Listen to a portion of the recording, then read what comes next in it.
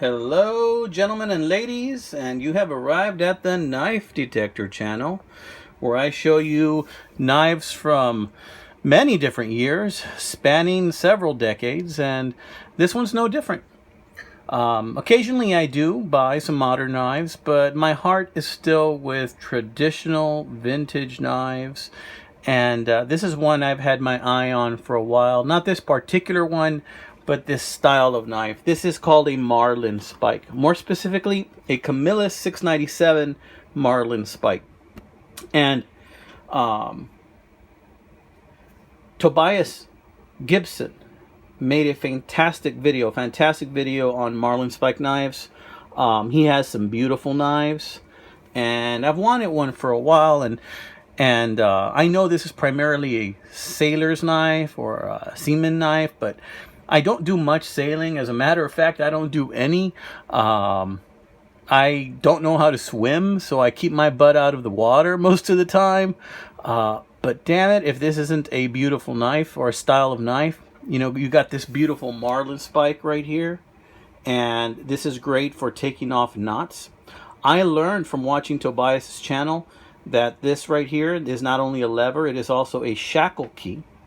And the shackle key, Tobias did an excellent job of explaining what type of fasteners those are, and that this is used to undo the screw on that shackle key. And I had no prior knowledge of that, and he even demonstrated that in his video, which is really awesome. And then of course you have this sheep's foot style blade that does have some use, and I'm going to show you that in a little bit. That's mainly designed for cutting rope, and this one is pretty sharp. So a little bit about this knife really quick and how I got it before I continue. I got really lucky on this knife. I got this knife for 12 bucks. All in shipped, I think it was like 17 bucks, and it was from Etsy. I got really lucky on this. It was extremely dirty, extremely dirty. It had a lot of scratches on it too. What I did do is I went over the nickel silver bolsters with some 2000s, and then 2500, and then 3000 grit to try and get some of those lighter scratches out. Some of them I'm never going to get out. There was rust throughout the knife. There still is a whole lot of rust, which leads me to believe that the person I got this from did a lot of sailing or worked with this in the sea, or maybe fishing or something like that. And I'm going to show you where that rust is in a little bit. Just wasn't able to get all of it out. And then I have a question for you guys that you can help me with, because I don't have very much experience with these knives. So check it out.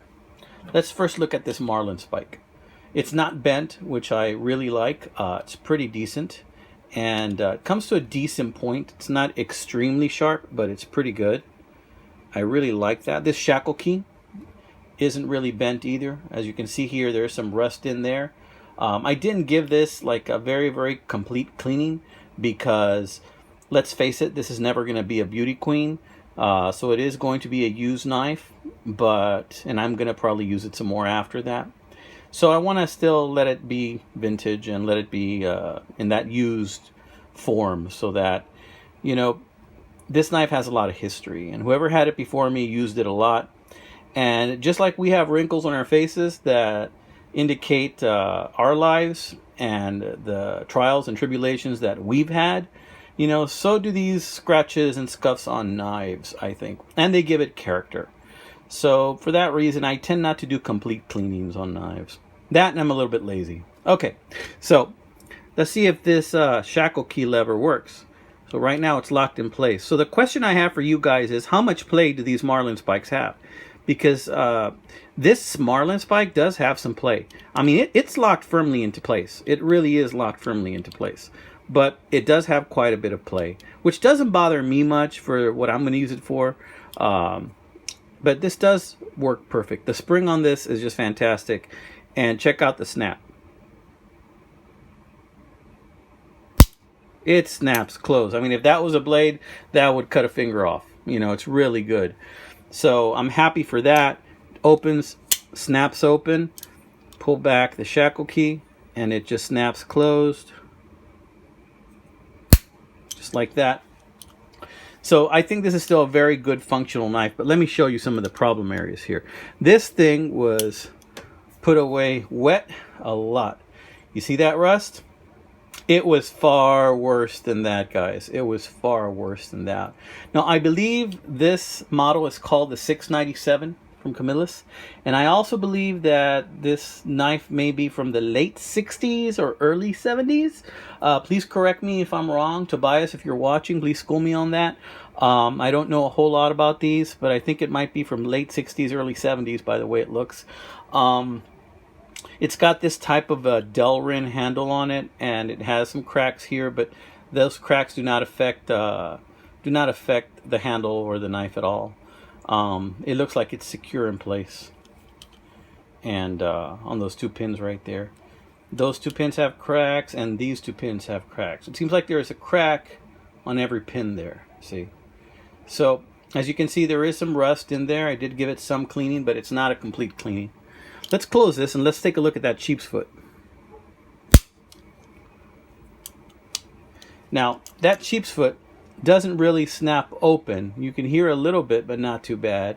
And it doesn't snap close at all. It looks like it maybe once did, but it's so worn out that it no longer does that. There you see it says Camillus stainless. And as you can see, most of the sheep's foot is still there. And it is very sharp. It's got a couple of chips in it too, because this knife was used quite a bit. And you know what? I'm happy to have it, because I think that just adds to the character of this knife. I keep this knife in this sheath, and I made this sheath many years ago, probably like 15 years ago. This was my first sheath I ever made. And it's just a simple kit from Hobby Lobby, and it's a store that sells crafts, if you don't know what it is. And I just put it together and thought to myself, well, self, you know, this is an interesting, relaxing hobby. And I just put this little kit together, and it was quite easy. And I thought, well, I think I can pop out a few more of these later on. And so this is the only kit I've ever used from Hobby Lobby. And then I just started buying leather scraps and making it on my own once I saw that all the kit had was holes here, and I could follow that or make my own pattern pretty easily. So just a little tidbit that goes in there. So let me show you this. It doesn't really snap close. Looks like it wants to, and then nope, stops right before. Yeah, but that's okay. I really like this knife a lot for what it is. It is a used knife. It will still serve me for a few more years yet. I was glad to get it. Glad to get it for the price that I did. I couldn't believe it. And it cleaned up okay. You know, like I said, it's never going to be a beauty queen, but it's beautiful enough for me. All right, guys, this is the Knife Detector signing off. Oh, one more thing. I wanted to mention this video is going to be the first of 5 videos of vintage knives that I have coming up in subsequent videos. Now, this knife, I believe, is from the late 60s, early 70s. I have another video from a Victorinox that's from, I think, the year 1996, around that year. And then I have another knife from I believe it's the 60s or 70s. I don't know for sure. I'm going to have you guys help me with that one too. But I think it's 60s or 70s. It's a Boy Scout knife. And then I have another one coming up. Let's see. I have the Victorinox. I have the Boy Scout knife fixed blade.